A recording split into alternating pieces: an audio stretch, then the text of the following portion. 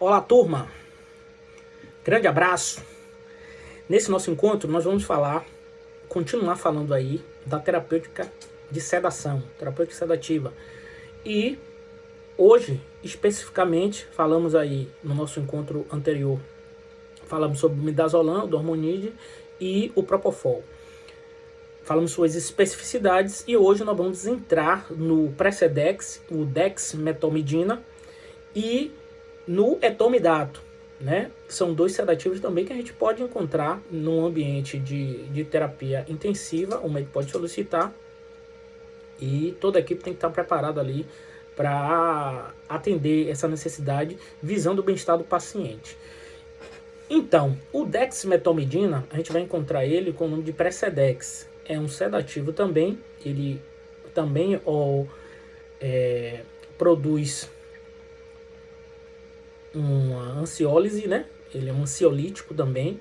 E muitas das vezes você vai encontrar ele, vai ser de preferência dos intensivistas, pois ele causa uma analgesia leve também. E o diferencial do Precedex, o dexmetomidina, é que ele não produz depressão respiratória ou produz em baixa escala. Por isso, hoje, nos grandes centros de unidade de terapia intensiva, você vai ver que os intensivistas eles têm uma preferência muito grande pelo Precedex, né, do que o próprio dormonide, porque tem seus efeitos colaterais e suas reações adversas, e o propofol também, por conta da síndrome.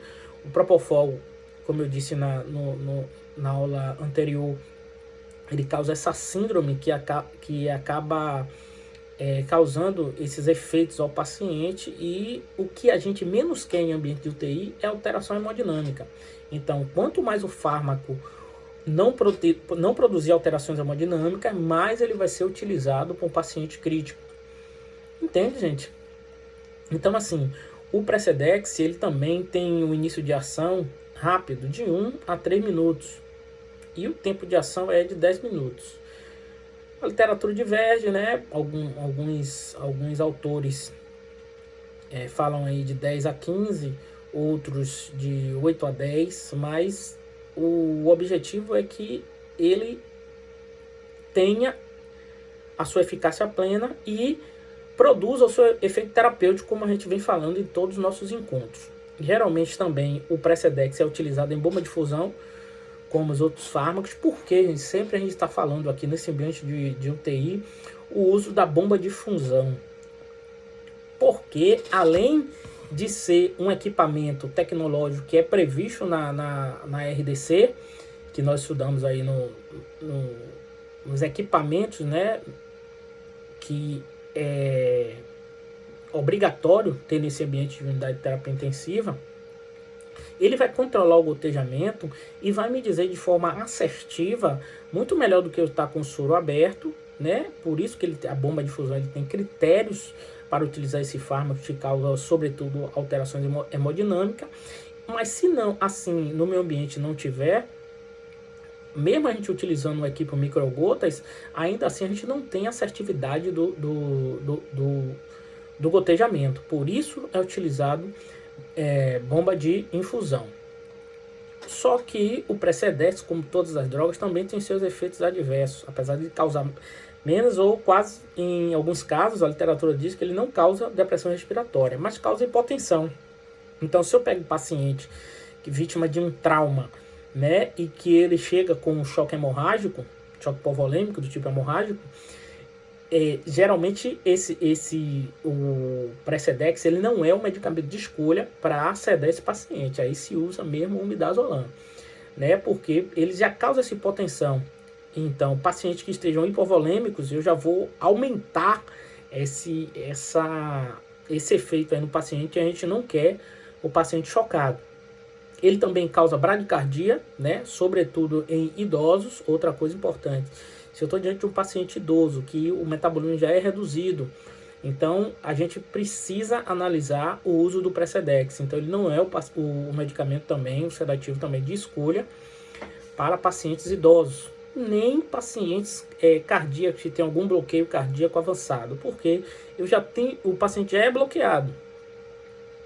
Eu ainda vou utilizar um medicamento que causa hipotensão, aí eu estou ajudando, na verdade, não, aí eu estou ajudando justamente esse paciente ter um prognóstico ruim e não resolvendo o problema dele. A gente não quer isso em ambiente de UTI e nenhum ambiente, na verdade. O Precedex, ele causa, assim como alguns conhecem a clonidina, ele causa uma pequena agitação, né, e rebote simpático. Então, também é um sedativo que tem que ser analisado, sobretudo se essa droga for utilizada por mais de 24 horas. Então, por isso que ele é utilizado para sedação rápida e leve, né? O paciente não tem um prognóstico de ficar muito tempo, né? E aí é dado a preferência a preferência ao Precedex, por conta de diminuir aí os efeitos respiratórios, né? Mas se o paciente, a gente precisa analisar sobretudo essas características, esse grupo que eu acabei de falar aqui, pacientes hipovolêmicos, pacientes idosos e pacientes bloqueados, né, com bloqueio cardíaco avançado. A gente tem que analisar isso. Tranquilo? Bomba de difusão, analisar sobretudo o local, o acesso venoso, analisar a prescrição médica, sobretudo para ver se eu estou de forma adequada ali, tanto a vazão que foi colocada, né, o tempo, exemplo, 10 ml hora, eu preciso calcular lá e programar minha bomba de difusão para fazer esses 10 ml hora. E se assim, depois de um tempo de infusão, a gente perceber, ou pela escala de Ramsay, ou RAIS, não sei da sua unidade aí, que é de referência, ou eu analiso alterações no meu monitor cardíaco, eu preciso alterações de agitação, ou um estado hemodinâmico aí, como uma hipertensão arterial, ou uma agitação psicomotora desse paciente, eu preciso ajustar a dose. Chama o médico, e aí o intensivista do local, ou o médico diarista, quem for que esteja lá, o próprio médico assistente, para a gente ajustar a dose desse paciente, que é super importante neste momento aí. Tranquilo? A mesma coisa, analisar sinais filogísticos, analisar a prescrição, a terapêutica medicamentosa nesses ambientes de unidade de terapia intensiva precisa ser rigorosamente analisado, assim como os 5, depois os 11 certos de enfermagem aí para administração de medicação, porque precisamos de forma assertiva, de forma muito criteriosa, produzir o efeito terapêutico desse paciente, não alterando o estado hemodinâmico. Tranquilo? Vamos falar agora do etomidato, que também você vai ver esse sedativo, e pela experiência do médico intensivista, ele pode lhe pedir o etomidato também, né? Ele também é um sedativo que é hipnótico, e ele é de curta duração. O importante salientar e repetir neste momento que ele não é um analgésico. O único sedativo que eu falei aqui para vocês, que a literatura traz como que ele causa uma analgesia leve, olha o termo, analgesia leve, é o Precedex, né, que a gente falou anteriormente, a dexmetomidina, né, esse nome aí lindo. Mas, vamos lá. Então, o etomidato não é um analgésico. Ele é utilizado muitas vezes nas intubações orotraqueais também. Por quê? Justamente porque ele tem essa curta duração, e às vezes a gente precisa fazer um medicamento que haja mais rápido para produzir o efeito mais rápido, para que eu possa realizar o meu procedimento. Porque lembre, quando eu falei em analgesia, eu disse que vários procedimentos em ambiente de UTI causam dor. E a intubação orotraqueal, que eu volto a falar, por quê? Porque a gente vai ver muito nesse ambiente, né? O paciente rebaixou intubação e ventilação mecânica, que a gente vai falar nos nossos próximos encontros. Ele é utilizado também para nesses ambientes de diagnóstico rápido, né?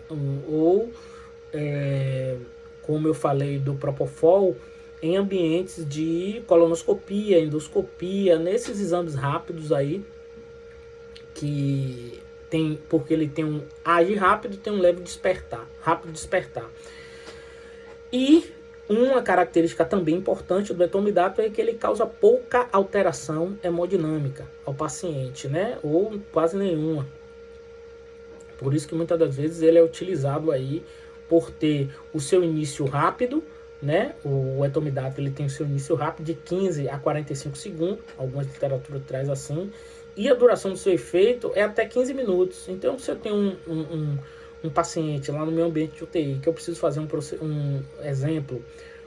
procedimento beira-leito, e que isso pode causar uma dor ao paciente, eu, obviamente, vou optar aí pelo etomidato, né? Até mesmo porque eu não quero alterações hemodinâmicas para esse paciente. Então é importantíssimo a gente estar ciente disso. Cuidados de enfermagem, importantíssimo também. Ele pode ser utilizado em bomba de fusão, né? Assim como em bolos. A gente precisa estar direcionado para o paciente e ver justamente, não tratá-lo como máquinas e sim como um ser, porque os seres humanos ele tem vários comportamentos, o metabolismo é diferente, e a gente precisa analisar os efeitos hemodinâmicos desse paciente. Analisar o sinais logísticos, sempre estou batendo nisso, porque é importante a enfermagem que está ali 24 horas, ela analisar os sinais de infecção, tanto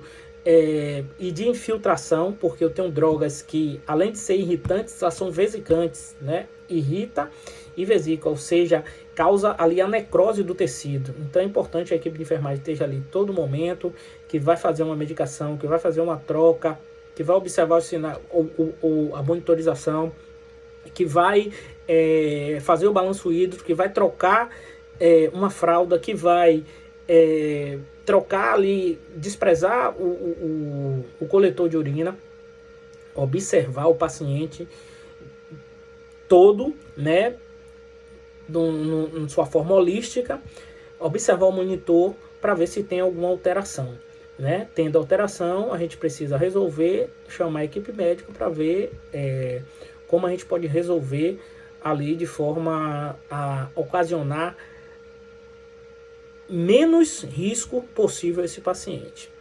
Ok? Grande abraço, estamos juntos. Coloca dúvidas, curte, compartilha, estuda que a vida muda.